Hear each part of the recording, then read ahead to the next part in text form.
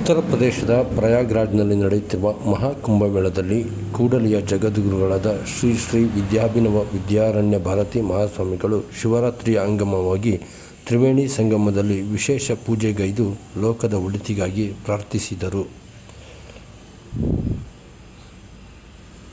ಇದೇ ಸಂದರ್ಭದಲ್ಲಿ ಅವರು ಭಕ್ತರಿಗೆ ಆಶೀರ್ವಚನ ನೀಡಿದರು.